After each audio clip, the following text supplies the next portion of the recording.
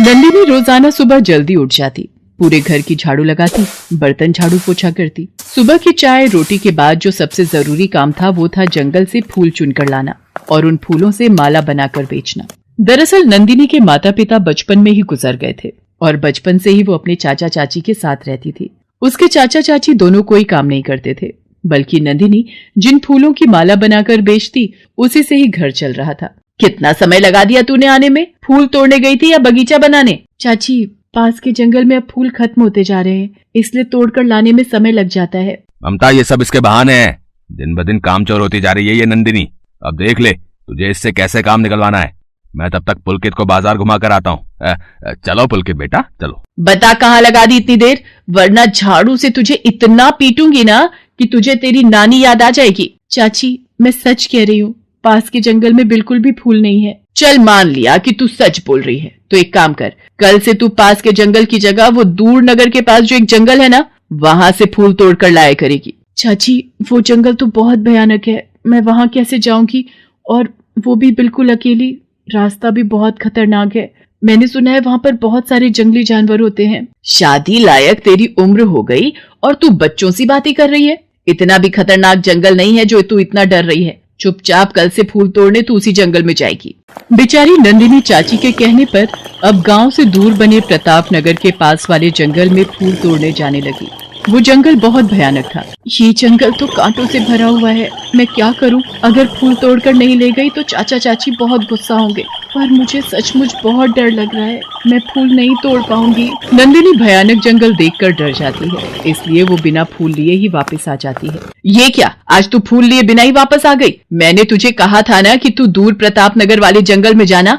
मुझे तो लगता है तू यहीं पास में होकर आ गई है। नहीं चाची, मैं गई थी प्रताप नगर वाले जंगल में, पर जंगल बहुत डरावना है, इसलिए मैं वापस आ गई। सच, मैं वहां नहीं जा पाऊंगी, मैं यहीं पास वाले जंगल से ही फूल तोड़ लाऊंगी, आप मेरा विश्वास करो। आज तेरी खैर नहीं, तुझे तो मैं मुफ्त की रोटियां तोड़ने के लिए नहीं पाल रही। यहाँ रहना है तो काम करना होगा। ममता, तुम चिंता मत करो, मैंने सारा इंतजाम कर लिया है। अगर सीधी उंगली से घी ना निकले तो उंगली टेढ़ी करनी पड़ती है। मैंने इसकी शादी सुंदर सिंह से तय कर दी है। वो नंदिनी से शादी करने के बदले में हमें 50,000 रुपए देंगे। हाँ। क्या तुम सच कह रहे हो? अगर हम नंदिनी की शादी उस सुंदर सिंह से कर दे तो वो हमें 50,000 रुपए देंगे? चाचा, वो सुंदर सिंह तो एक नंबर का बदमाश है, मैं उससे शादी नहीं करूंगी। मैं भी देखती हूँ तू उस सुंदर सिंह से शादी करने से कैसे मना करती है। और सुन, कल फूल तोड़ने भी तुझे जाना होगा, वरना कल के कल ही तुझे उस सुंदर सिंह से ब्याह दूंगी। हाँ। नंदिनी फूट फूट कर रोने लगती है।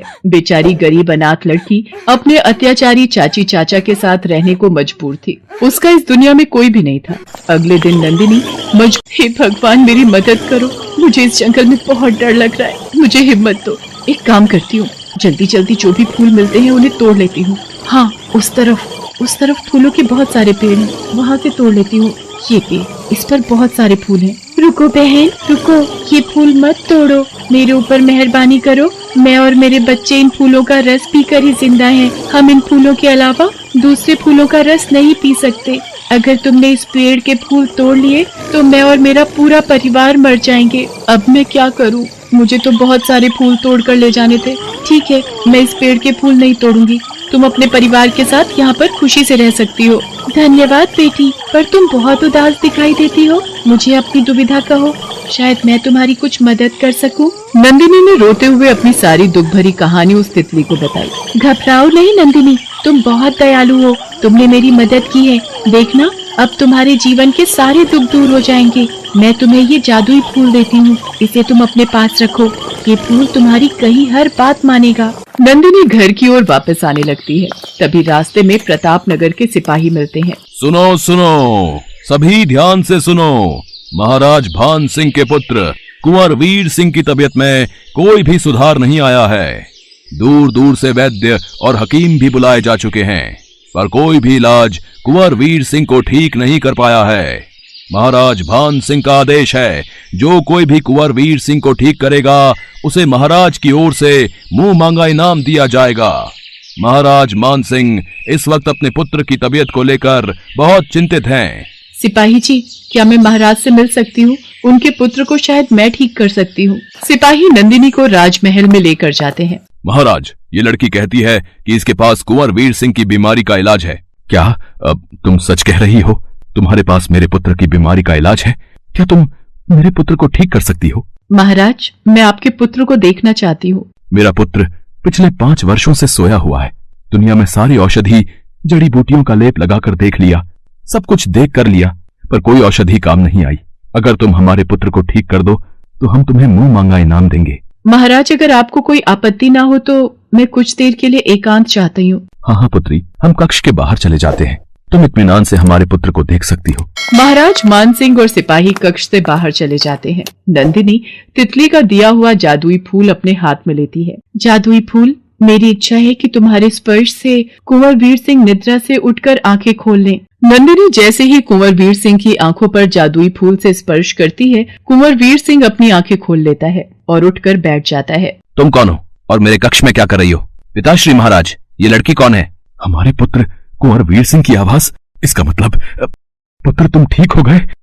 ये तो चमत्कार हो गया। बेटी, तुमने तो सचमुच कोई जादू ही कर दिया। मेरे पुत्र को कोई भी ठीक नहीं कर सका और तुमने कुछ ही पलों में मेरे पुत्र को ठीक कर दिया। पिताश्री महाराज, मुझे ऐसा लगा कि मैं किसी गहरी निद्रा से जागा हूँ। महाराज भान सिंह कुंवर वीर सिंह को नंदिनी के बारे में बताते हैं। जब कुंवर वीर सिंह को नंदिनी के बारे में पता चलता है कि नंदिनी ने ही कुंवर वीर सिंह को ठीक किया है, तो कुंवर वीर सिंह के मन में नंदिनी के प्रति प्रेम आ जाता है। पिताश्री महाराज, यदि आप आज्ञा दें तो मैं नंदिनी से विवाह करना चाहता हूँ। नंदिनी ने मेरे जीवन की रक्षा की है। तुम सही कह रहे हो पुत्र, मैं भी चाहता हूँ कि नंदिनी तुम्हारी जीवन संगिनी बने। नंदिनी, हमें अपने माता पिता के बारे में बताओ ताकि हम तुम्हारे और कुंवर वीर सिंह के विवाह की बात उनसे कर सकें। महाराज भान सिंह की बात सुनकर नंदिनी की आंखों में आंसू आ जाते हैं और वो अपने जीवन की कड़वी सच्चाई महाराज भान सिंह और कुंवर वीर सिंह को बताती है। महाराज भान सिंह नंदिनी के चाचा चाची को महल बुलवाते हैं। तुम दोनों को यह जानकर हैरानी होगी कि नंदिनी पर अब तुम दोनों अत्याचार नहीं कर सकते। नंदिनी हमारी पुत्र वधू बनने जा रही है। हम अपने पुत्र के साथ नंदिनी का विवाह संपन्न करेंगे और तुम दोनों को कड़ी से कड़ी सजा मिलेगी। महाराज, ऐसा मत कीजिए, हमें माफ कर दीजिए, हमसे गलती हो गई। नंदिनी, तू ही महाराज को समझा। हम दोनों तो तेरे चाचा चाची है ना। हमें माफ कर दे नंदिनी बिटिया, माफ कर दे। महाराज, मेरे चाचा चाची को छोड़ दीजिए। मुझे इनसे कोई बदला नहीं लेना। मुझे आपके रूप में पिता और वीर सिंह जी के रूप में पति मिल गए। मुझे और कुछ नहीं चाहिए। मुझे भगवान ने सब कुछ दे दिया। नंदिनी के कहने पर महाराज भान सिंह उसके चाचा चाची को माफ कर देते हैं। नंदिनी की किस्मत बदल जाती है। कल तक नंदिनी एक गरीब फूल वाली थी, पर आज अपने अच्छे कर्मों के कारण वो एक राजघराने की बहू बन जाती।